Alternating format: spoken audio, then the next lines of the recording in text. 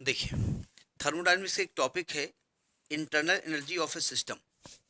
Internal energy of A system, internal energy of a system. अब वो system thermodynamic भी हो सकता है और नहीं भी हो सकता है। जैसे हम कहें कि भाई कोई भी एक सॉलिड है आपके पास, उसके अंदर एटम्स होते ही सब में होते हैं। उसके अंदर कितनी एनर्जी है, तो कितने प्रकार की एनर्जी है, कौन कौन से एक्शन की वजह से एनर्जी है। तो देखो, एनर्जी वैसे तो हम देते हैं, हीट नाप लेंगे, वो तो हमने दी ना। तो क्या हमने अगर अगर हमारे पास ये मान पेन है, इसमें बहुत सारे एटम्स होंगे, ठीक है, अपना अपना काम कर रहे होंगे ना एटम्स। एटम्स भी इधर तो मूव कर रहे होंगे, उसके इलेक्ट्रॉन भी चक्कर लगा रहे होंगे, प्रोटॉन भी होंगे, नहीं होंगे। तो हम कहेंगे इस पेन के अंदर कितने प्रकार की एनर्जी, कौन कौन सी एनर्जी है। तो देखिए, आप कहेंगे देखिए दो चीजें हैं। पहली बात तो इसके जो एटम्स हैं वो मूवमेंट कर रहे हैं। तो मूवमेंट कितने प्रकार के मोशन कर रहे हैं, वो लीनियर भी कर रहे हैं, रोटेशनल भी कर रहे हैं, वाइब्रेशनल भी कर रहे हैं, हर प्रकार का मोशन कर रहे हैं, ठीक है। तो इसके पास एक तो काइनेटिक एनर्जी है, ठीक है। दूसरी बात, इसके अंदर पोटेंशियल एनर्जी होती है। पोटेंशियल एनर्जी किसी बॉडी के ऊपर है, कैसे आप जानेंगे? पोटेंशियल एनर्जी की पहचान क्या होती है? हम छोटे क्लास में डेफिनेशन पढ़ते हैं कि किसी बॉडी की पोजीशन के कारण जो उसकी एनर्जी होती है। क्या मतलब हुआ? देखिए, दो चीजें हैं। दो बॉडी अगर थोड़ी दूरी पर रखी हुई है, ठीक है, हम हमारे अर्थ से थोड़ा ऊपर रखे हुए हैं, जो भी है, तो उनमें दो प्रकार के फोर्स काम कर सकते हैं। या तो अट्रैक्शन काम कर रहा है, या तो रिपल्सन काम कर रहा है। अगर अट्रैक्शन काम कर रहा है तो दोनों बॉडी को आपस में चिपक जाना चाहिए। अगर रिपल्सन काम कर रहा है तो दोनों को इनफाइनाइट पहुंच जाना चाहिए। अगर ना तो चिपक रहे हैं ना तो इनफाइनाइट जा रहे हैं और वो थोड़ी दूरी पे रखे हुए हैं, इसका मतलब क्या हुआ? इसका मतलब उसको अपनी पोजीशन मेंटेन रखने के लिए कुछ एनर्जी खर्च करनी पड़ रही होगी। भाई हमारे ये पेन यहाँ रखा हुआ है, वो तो रखा हुआ है ऐसे हमारे हाथ पे। अगर हाथ हटा लें तो, नीचे नीचे की छत हटा लें तो, और नीचे नीचे और गड्ढा खोद दें तो, और नीचे, ये ससुरा कहाँ तक जाएगा? जब तक ये वहां नहीं पहुंच जाएगा जहां ये जाना चाहता है। ये जाना कहाँ चाहता है? अर्थ के सेंटर पे, ठीक है। तो अर्थ के सेंटर पे नहीं जा रहा है, इसका मतलब इसको यहाँ रोकने के लिए आपको कुछ एनर्जी खर्च करनी पड़ रही है। वो एनर्जी इसकी एनर्जी के फॉर्म में स्टोर हो गई, जो आप वर्क कर रहे हैं इसके ऊपर, उसको कहते हैं पोटेंशियल एनर्जी। तो एक तो कह रहे भाई जो मॉलिक्यूल्स होते हैं वो मूवमेंट करते रहते हैं, तो मूवमेंट करने की वजह से मॉलिक्यूल में काइनेटिक एनर्जी होती है, यानी उस सिस्टम में काइनेटिक एनर्जी होती है। सिस्टम मतलब मॉलिक्यूल, एटम्स। दूसरी बात, चूंकि मॉलिक्यूल के बीच में एक इंटर मॉलिक्यूलर फोर्स एक्ट करता है, तो उसके अंदर पोटेंशियल एनर्जी भी होती है, ठीक है। तीसरी बात, इलेक्ट्रॉन अपने ऑर्बिट के चारों ओर चक्कर लाते हैं, तो इलेक्ट्रॉन की भी अपना एनर्जी होती है, न्यूक्लियस के अंदर भी अपनी अपनी एनर्जी होती है। तो इन सब एनर्जी को मिला के हम क्या कहते हैं? Internal energy of the system, जिसको मेजर करने का फार्मूला हमारे पास फिलहाल नहीं है, आज तक तो नहीं बना कि हम किसी सिस्टम की टोटल एनर्जी मेजर कर लें। हाँ, हम चेंज इन एनर्जी मेजर कर सकते हैं, यानी आपकी जेब में कितना रुपया हमको नहीं मालूम, ठीक है, हमने आपको 100 रुपया और दे दिया, तो अब हम बता सकते हैं आपका कितना रुपया है, कितना है, जितना था प्लस 100 बता दिया हमने। तो आपके अंदर कितने रुपए चेंज हुए हम बता सकते हैं, जितने थे उसमें 100 चेंज हो गए, ये हम बता सकते हैं, लेकिन हम आपके रुपए नहीं बता सकते, ठीक है। तो लिखो थोड़ी कहानी। The total energy content, energy content का मतलब जितने प्रकार के कंटेंट होते हैं, the total energy content of a system is called internal energy of the system, is called the internal energy of the system. देखो, जितनी हमने कहानी बताई कौन कौन सी एनर्जी होती थी, लिख दिए, काम खत्म हो गया, ठीक है। लेकिन जैसा है ना कि हम बड़े हो गए तो हम जरा थोड़ा सा लिखेंगे, ठीक है।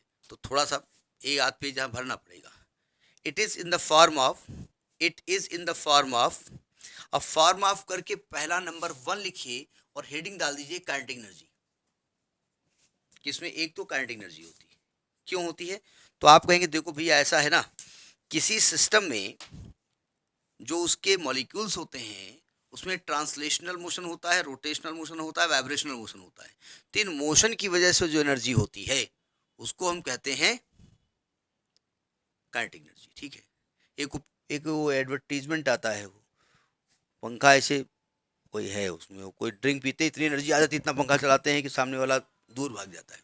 तो हमने इतना अधिक मॉलिक्यूल काइनेटिक एनर्जी दे दी है, यानी उस काइनेटिक एनर्जी के पास इतनी वर्क करने की क्षमता आ गई ना, तो हमको डेफिनेशन यही बताई जाती है कि किसी बॉडी में मोशन के कारण जो वर्क करने की कैपेसिटी होती है।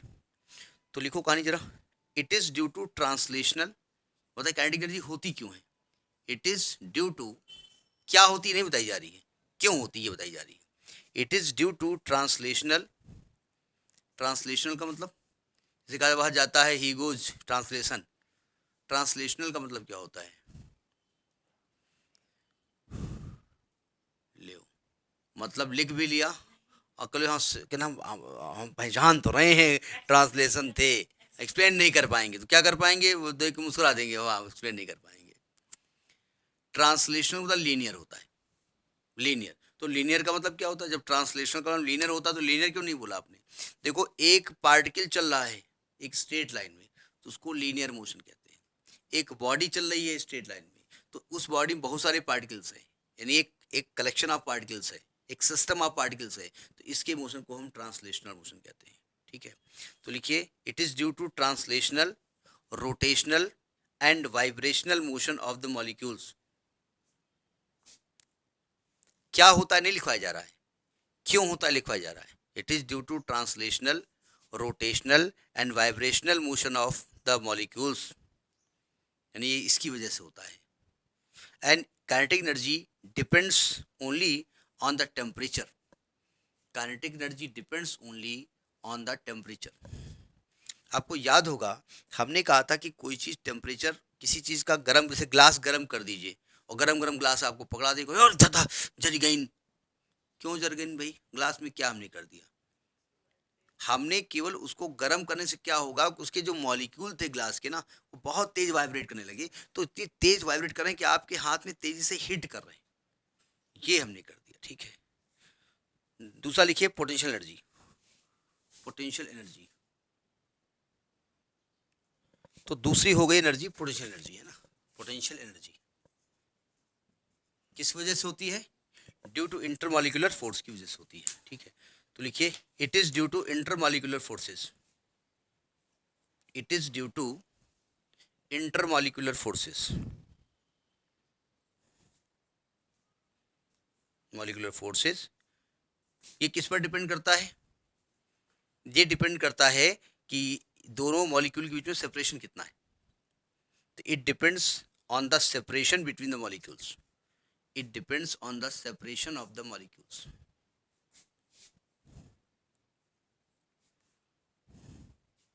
और तीसरा लिखिएगा energy of electrons and nuclei. अब ये क्यों होता है सब जानते हैं, इसको लिखवाने की जरूरत नहीं है। The energy of electrons and nuclei, तीसरी होती है energy of nucleons and, sorry electrons, nucleons नहीं, electrons and nuclei. Paragraph change करके लिखिए, इसमें हम लिखवाएंगे कि भाई किसी भी सिस्टम की टोटल इंटर एनर्जी मेजर करना इम्पॉसिबल है। ठीक है, तो देखिए it is not possible, it is not possible to measure, to measure the total internal energy of a system, the total internal energy of a system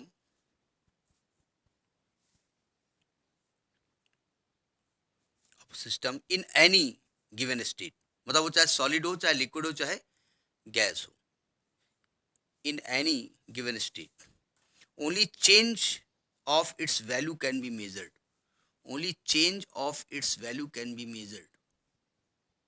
भाई जैसे एक आदमी है, बड़ा आदमी है, छोटा आदमी अलग की बात है, जब कोई थोड़ा चेंज हो गया, कहते देखो आजकल लागत खूब माल आ रहा है, देखो वहाँ रंग रूट माल चेंज हो के चल रहा है, देखा है ना, तो उसकी स्टेट से हम जान जाते हैं कि उसकी पोजीशन चेंज हो रही है। कैसे हम जानेंगे, देखो ध्यान से,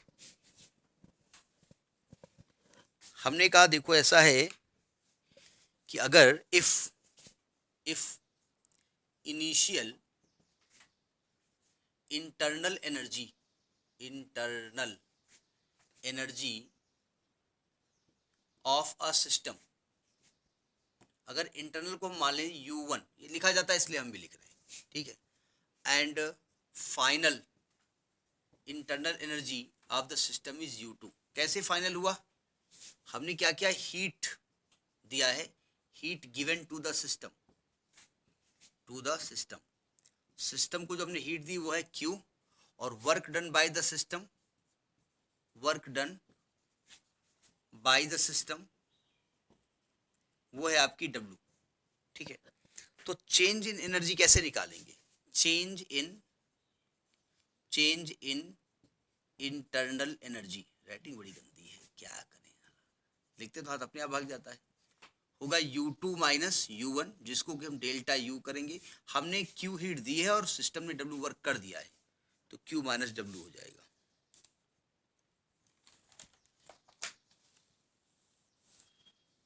एक चीज ध्यान रखिएगा, थोड़ा सा टेक्निकल चीज मैं बता रहा हूं आपको।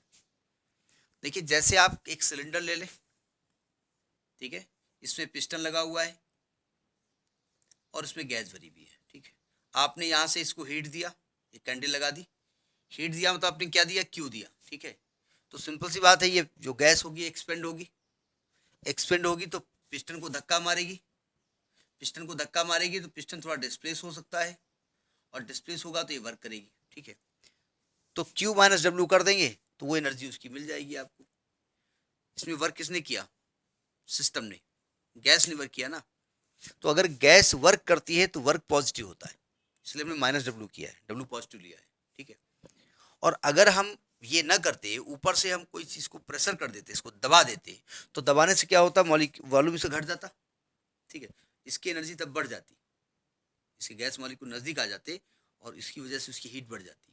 तो आपने अभी भी हीट वर्क किया, आपने सिस्टम पर वर्क किया, तो सिस्टम पर वर्क करेंगे तो वर्क कैसा होगा? नेगेटिव होगा। लेकिन केमिस्ट्री उसको उल्टा मानती। Chemistry work done by the system जो है, जो सिस्टम वर्क कर रहा है वो नेगेटिव लेती है, और जो सिस्टम पर वर्क किया जा रहा है वो पॉजिटिव लेती है। तो दोनों का मतलब अलग अलग है, प्लस माइनस केवल अंतर है। ठीक है, जैसे डाइपोल मोमेंट हम लोग पढ़ते थे, तो डाइपोल मोमेंट को हम नेगेटिव चार्ज से प्लस चार्ज की ओर लेते हैं, और केमिस्ट्री पॉजिटिव से नेगेटिव लेती है। वो कहती है अगर हम भी वही ले लें तो काय फिजिक्स काय केमिस्ट्री, हमारा अपनी आइडेंटिटी होती है। ठीक है, तो ये फॉर्मूला उसको बनाइए नहीं, तो ये फॉर्मूला होता है।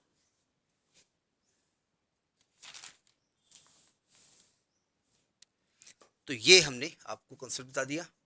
अब हम बात करेंगे नेक्स्ट क्लास में फर्स्ट लॉ ऑफ थर्मोडायनामिक्स की। ठीक है।